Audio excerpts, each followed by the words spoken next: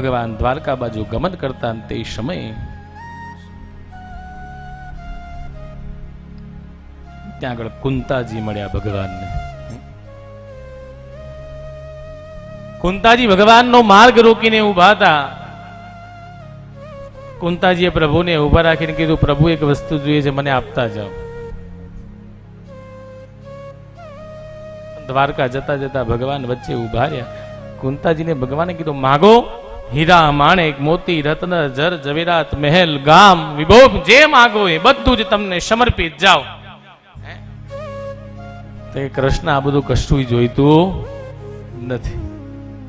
પેલા બંધા કે ના તું મને આપીશ.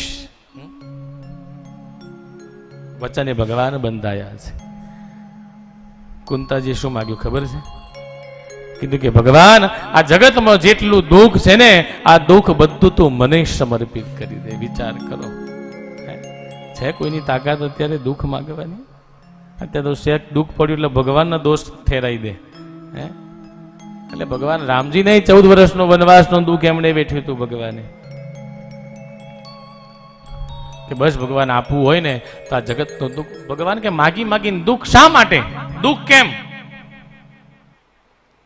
તો કે ભગવાન જો દુઃખ હશે ને તો તમે યાદ આવશો,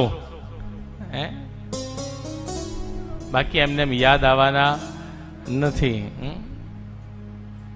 સુખ મેં સુમિરન સબ કરે, દુઃખ મેં કરે, એવું બધું કહેવત બધી. તમે જો સુખ આવે એટલે માણસને કેવો વૈભવ હોય. દુબઈ ફરવા જાય, મલેશિયા ફરવા જાય, સિંગાપુર ફરવા જાય. પછી દુઃખ આવે ને એટલે ફરવા જાય.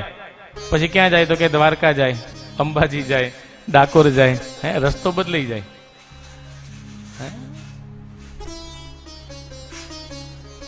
મને મુશ્કેલી જ્યારે પડે ત્યારે તને યાદ કરું. ક્યારે યાદ કરે? જ્યારે ખાવાના સાસા પડે ત્યારે તને યાદ કરું. પડ્યું હોય ખાઈ ના હકો ત્યારે ભગવાનને એમ થાય, ભગવાન અરે એવા કેવા કામ થયા છે, આજે ખાઈ શકતા નથી. એટલે કુંતાજીએ ભગવાનની પાસે દુઃખ માંગ્યા છે અને ભગવાન ત્યાં આગળ કુંતા માતાને વંદન કરી દ્વારકા ગમન કર્યું છે.